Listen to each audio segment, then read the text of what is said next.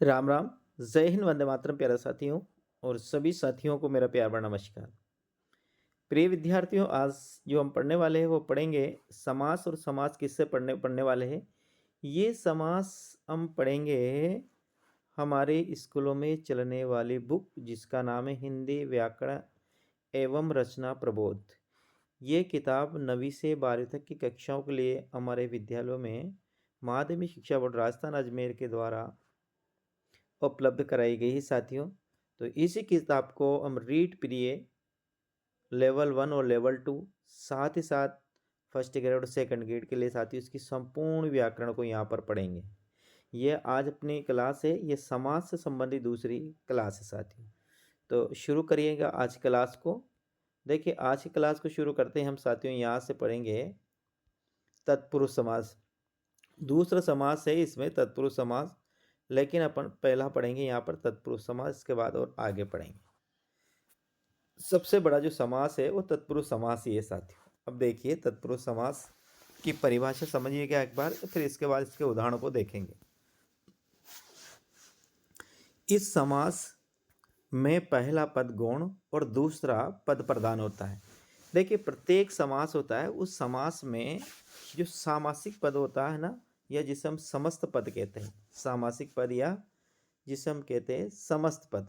तो इसमें दो पद होते हैं, एक होता है पहला पद और एक होता है दूसरा पद। पहला पद को साथियों पूर्व पद कहा जाता है और दूसरे पद को उत्तर पद कहा जाता है। तो इस आधार पर देखा जाए तो जो तत्पुरुष जो समास होता है ना, उसका पहला पद तो क्या होता है, गौण होता है, और दूसरा पद होता है इसका प्रधान। इसमें कारक के विभक्ति चिन्हों का लोप हो जाता है, इसलिए इसमें क्या होता है, दूसरी बात ध्यान रखना, तत्पुरुष समास में पहले तो ये आपको याद रखना पहला पद गौण और दूसरा पद प्रधान। दूसरी बात आपको याद रखना, इसमें कारक चिन्हों का यानी विभक्तियों का इसमें लोप होता है। और कौन कौन से, कर्ता कारक एवं संबोधन कारक को छोड़कर। यानी कारक कितने हैं, हिंदी में 8 है। तो 8 में से 6 कारकों का इसमें लोप होता है, 2 कारक का लोप नहीं होता। वो 2 है, एक कर्ता कारक है और एक संबोधन कारक है। इसलिए 6 कारकों के आधार पर इस समास के भी 6 भेद होते हैं। और यदि हिंदी में साथियों आपको 6 शुद्ध पूछ लिया जाए तो ये जो है, ये संस्कृत का शब्द है, हिंदी में जो 6 लिखते हैं वो इस प्रकार का है, ये शुद्ध शब्द है। पहले बात आपको ध्यान रखना है, तत्पुरुष समास में इसमें पहला पद गौण होता है, दूसरा पद प्रधान होता है।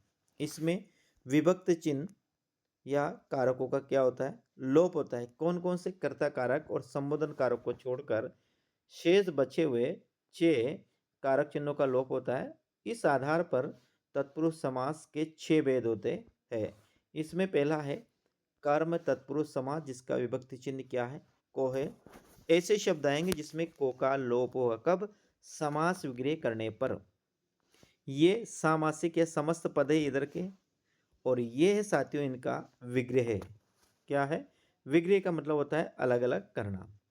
अब देखिए यहाँ ग्रामगत, पद प्राप्त, सर्वप्रिय और यश प्राप्त, इसका हम विग्रह करेंगे तो क्या होगा, ग्राम को गया हुआ, ये ग्राम को गत, ऐसे भी इसका होगा साथियों, क्या होगा, ग्राम को गत, ये भी इसका क्या है, सही है। पद प्राप्त, पद को प्राप्त, सर्वप्रिय, सर्व को प्रिय, यश प्राप्त, यश को प्राप्त। अब ये ग्राम पहला पद है और गया दूसरा पद है। इसी पर पद पहला पद है और प्राप्त दूसरा पद है। सर्व पहला पद है और प्रिय दूसरा पद है। तो आपको ध्यान रखना है इसमें कौन सा पद प्रधान होता है, दूसरा पद इसमें क्या होता है, प्रधान होता है। और ये को है क्या है, ये विभक्ति चिन्ह है साथियों। पूरी किताब को पढ़ेंगे इसको, और ज़्यादा दिन नहीं साथियों, बहुत जल्दी इसको खत्म कर देंगे पूरी किताब। देखिए अगला है शरणागत, शरण को आया हुआ, शरण को आया हुआ, शरण को गत भी साथियों इसका सही है। सर्वप्रिय, सभी को प्रिय, या सर्व को प्रिय, सर्व को प्रिय, यही साथियों देखा जाए तो सर्व को प्रिय इसका सही यही होगा। लेकिन इसका सभी को प्रिय ये भी इसका सही है। करण तत्पुरुष समास जिसका कारक चिन्ह है साथियों से, और से आता है यहाँ पर करण किसके, करण जो होता है वो साधन के अर्थ में होता है। करण विभक्त, करण कारक का विभक्ति चिन्ह से है, लेकिन से का जो प्रयोग होता है वो साधन के रूप में होता है। ये अपन को ध्यान में रखना है। जैसे भावपूर्ण, भाव से पूर्ण। बाणाहत, बाण से आहत। आहत का मतलब क्या होता है, पीड़ित या दुखी। हस्तलिखित, हाथ से लिखित। हस्तलिखित का साथियों क्या होगा, हस्त से लिखित होगा, हाथ से लिखित नहीं होगा, ध्यान रखना। हाथ से लिखित भी आता है, हस्त से लिखित भी आता है, तो अपन हस्त से लिखित को ही सही मानेंगे। इसी प्रकार सर्व प्रिय, यदि सर्व प्रिय, सर्व को प्रिय भी आता है और सभी को प्रिय भी आता है, तो पहला आंसर अपना होगा सर्व को प्रिय। बाढ़ पीड़ित, बाढ़ से पीड़ित, इसमें कौन सा है, करण, यानी कि जिस भी शब्द के अंदर जिस कारक चिन्ह का लोप होगा वह वही कारण तत्पुरुष वही तत्पुरुष समास कहलाएगा। यदि कर्म तत्पुरुष समास चिन्ह का लोप है तो कर्म तत्पुरुष होगा। करण तत्पुरुष समास का लोप है, कर्ण तत्पुरुष समास होगा। संप्रदान तत्पुरुष समास का है तो संप्रदान तत्पुरुष समास होगा। अपादान है तो अपादान होगा। यानी जिस भी कारक चिन्ह का लोप होगा वह उसी नाम से जाना जाएगा। ये अपन को ध्यान में रखना है साथियों। आगे वाद अपना आता है संप्रदान तत्पुरुष समास। संप्रदान ये आता है साथियों दान के अर्थ में। किसके अर्थ में आता है, ध्यान रखना, ये आता है अपने दान के अर्थ में। अब जैसे आप देखें यहाँ पर संप्रदान में इसका के लिए, के वास्तु, के हेतु, के का, यह आदि संप्रदान का लोप चिन्ह साथियों। जैसे पहला है गुरु दक्षिणा, तो गुरु के लिए दक्षिणा, के लिए कारक चिन्ह का लोप है, और के लिए कारक चिन्ह किसका है, संप्रदान कारक का है। तो यहाँ पर इसमें कौन सा तत्पुरुष होगा, संप्रदान तत्पुरुष समास होगा। राहा खर्च, राहा के लिए खर्च, राहा यानी पथ, पंथ, मार्ग, ये सब राहा के पर्यायवाची है। बाला अमृत, बालकों के लिए अमृत, बाला अमृत या बाला के लिए अमृत, यहाँ होगा बालकों के लिए अमृत। युद्ध भूमि, युद्ध के लिए भूमि। विद्यालय, विद्या के लिए आलय। इसमें विद्या है ये पहला पद है और आलय इसमें क्या है, दूसरा पद है। युद्ध पहला पद है, भूमि दूसरा पद है। तो याद रखना तत्पुरुष समास में पहला पद तो क्या होता है, गौण होता है, और दूसरा पद क्या होता है, दूसरा पद होता है प्रधान। ये आपको अच्छी तरह से इसमें ध्यान में रखना है। आगे हम बात करेंगे अपादान तत्पुरुष समास। अपादान, अपादान तत्पुरुष समास का भी कारक चिन्ह क्या है, से है। करण तत्पुरुष समास का कारक चिन्ह भी क्या है, से है। तो दोनों का कारक चिन्ह क्या है, से। अब लेकिन पहचानेंगे कैसे कि इसमें कौन सा कारक चिन्ह, कौन सा समास है। तो देखिए जहाँ से आएगा, और से यदि साधन के अर्थ में आता है तो वो होगा कर्ण तत्पुरुष समास। और से आता है, से यदि पृथक के अर्थ में या अलग के अर्थ में से का प्रयोग होता है तो वो आता है साथियों अपने अपादान तत्पुरुष समास में। यह आपको ध्यान रखना है साथियों। देखिए यहाँ लिखा हुआ है से पृथक या अलग के लिए चिन्ह का लोप होगा। जैसे देश निकाला, देश से निकाला। घर निकाला, घर से निकाला। ये आपको ध्यान रखना है। देश निकाला, तो यदि इसका विग्रह करेंगे तो ये होगा देश से निकाला। क्या होगा, देश से निकाला।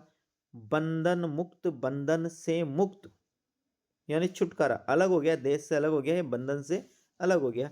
पथ भ्रष्ट, पथ से भ्रष्ट, पथ मीन्स रास्ता। ऋण मुक्त, ऋण से मुक्त। तो ये ध्यान रखना है से कारक चिन्ह कर्ण तत्पुरुष का भी है और से कारक चिन्ह अपादान का भी है। जहाँ से का प्रयोग साधन के अर्थ में होगा वहाँ रहेगा कर्ण, और जहाँ से का प्रयोग अलग के अर्थ में होगा वहाँ रहेगा अपादान तत्पुरुष समास। अब इसके लिए यह है कि आप अधिक से अधिक ये शब्द हैं इन शब्दों का शब्द देखें और इनका विग्रह करें, वे ठीक रहेगा।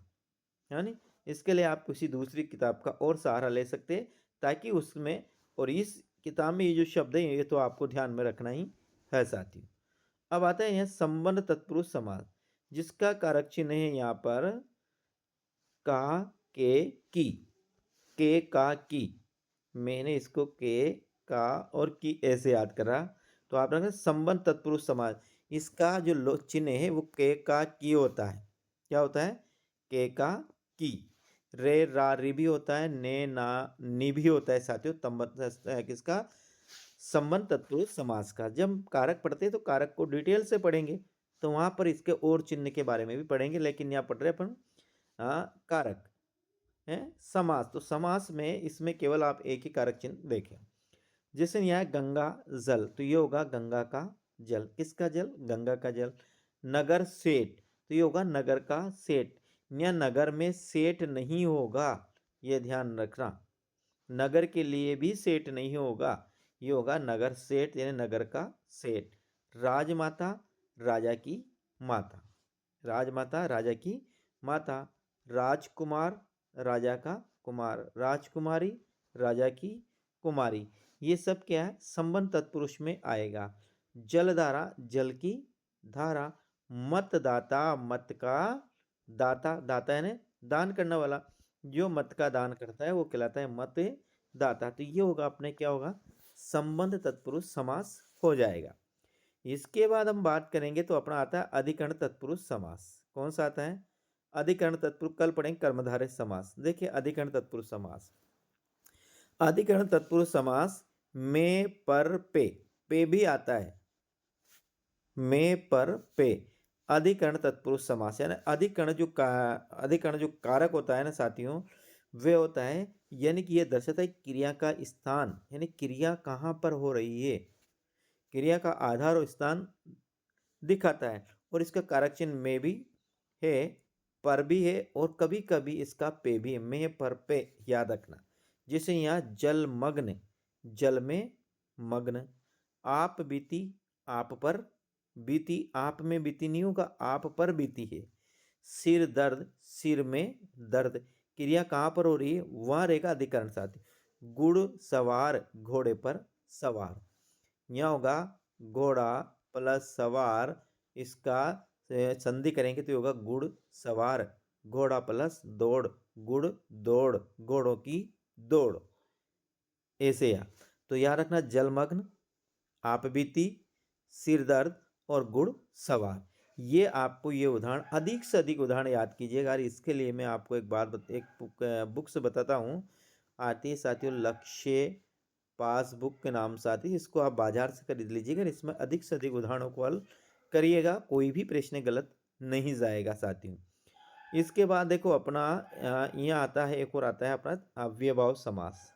अब देखिए इसकी परिभाषा देखिए अव्ययभाव समास की क्या है।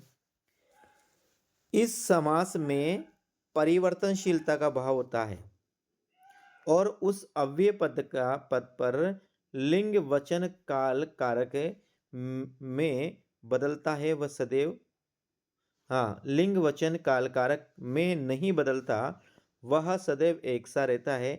इसमें पहला पद प्रधान होता है। इस समास में परिवर्तनशीलता का भाव होता है। किसमें? अव्ययभाव समास में। और उस समास का जो पद होता है, नहीं अव्यय जो पद होता है, उसमें लिंग वचन और काल कारक में नहीं बदलता। यानी कि अव्ययभाव समास का जो पहला पद होता है वो अव्यय होता है, और ये ही पद पहला पद ही क्या होता है? प्रधान होता है। अव्यय का अर्थ साथियों अ प्लस वे, यानी जो खर्च नहीं होता है वो क्या कहलाता है? अव्यय। अ यानी नहीं, वे यानी खर्च। जो खर्च नहीं होता है वो अव्यय कहलाता है। यानी कि खर्च का मतलब है जिस पर लिंग वचन काल और कारक, एक और याद रखना, काल और कारक का कुछ भी प्रभाव नहीं पड़ता है, ऐसे शब्द अव्यय कहलाते हैं। और अव्यय भाव समास का पहचान है कि इसका पहला पद अव्यय होता है और समस्त पद होता है वो अव्यय की तरह ही कार्य करता है। ये आपको ध्यान में रखना है।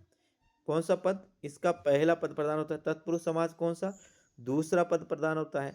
और जिसमें दोनों पद प्रधान होता है वो कौन सा होता है? द्वंद्व समास होता है। और जिसमें कोई पद प्रधान नहीं होता है वो होता है बहुवीर्य समास साथियों। ऐसा आपको ध्यान में रखना है। अब देखिए यहाँ उदाहरण देखते हैं। यह समस्त पद है, इसको हम सामासिक पद भी कहते हैं। क्या कहते हैं? सामासिक पद भी इनको कहा जाता है और समस्त पद भी इनको कहा जाता है। जैसे यथाशक्ति, यथा शक्ति के अनुसार। यथा समय, समय के अनुसार। प्रतिक्षण, क्षण हर्षण, प्रतिक्षण, हर क्षण, प्रतिदिन, हर दिन, प्रति सप्ताह, हर सप्ताह, प्रतिवर्ष, हर वर्ष, यथासंभव, जैसा संभव हो, आजीवन, जीवन भर, भर पेट, पेट भर, आजन्म, जन्म से लेकर आमरण, मरण तक, प्रतिदिन, हर दिन, हर वर्ष, हर दिन, बेखबर, बिना खबर। ये आगे जो शब्द है ना, ये बे, प्रति, आ, भर, आ, यथा, प्रति, ये सब क्या है? ये अव्यय है और अव्यय कभी परिवर्तित नहीं होता है, ये हमेशा एक ही रूप में रहता है, ये आपको ध्यान में रखना है। अब अपवाद है क्या है? हिंदी के कहीं ऐसे समस्त पद जिसमें कोई पद अव्यय नहीं होता है परंतु समस्त पद अव्यय की तरह प्रयुक्त होता है, वहां पर भी अव्यय भाव समास होता है। अब इसको आप ऐसे ध्यान रखना, जहां एक ही शब्द दो या दो से अधिक बार आता है वहां पर अव्यय भाव समास होता है। जैसे घर घर, रातों रात, दिनों दिन, बातों बात, ऐसे। देखिए यहाँ घर घर का होगा, घर के बाद घर, रातों रात, राती, रात में, रातों रात यानी राती, दिनों दिन, दिन के बाद दिन। ऐसे शब्द याद रखना, ऐसे शब्द जो दो या एक ही शब्द दो बार आता है, 2 से 3 बार भी आ सकता है, जैसे तन, मन और धन। यहाँ भी तत्पुरुष समय, यहाँ भी अव्यय भाव समास होगा साथियों। ऐसे आपको ध्यान में रखना है ये चीजें। ठीक साथियों, ये आज अपन ने पढ़े हैं 2 समास। कल फिर पढ़ेंगे अपन 2 से 3 समास। कल की क्लास में अपने जो समास है वो क्या हो जाएगा? समाप्त हो जाएगा। तो आशा करता हूँ क्लास आपको अच्छी लगी होगी। चैनल पर पहली बार तो चैनल को भी सब्सक्राइब कर लिया, अगर नहीं किया तो जाते जाते जरूर सब्सक्राइब कर लीजिएगा साथियों। ठीक है मेरे साथियों, मिलते हैं कल फिर अगले क्लास में। राम राम।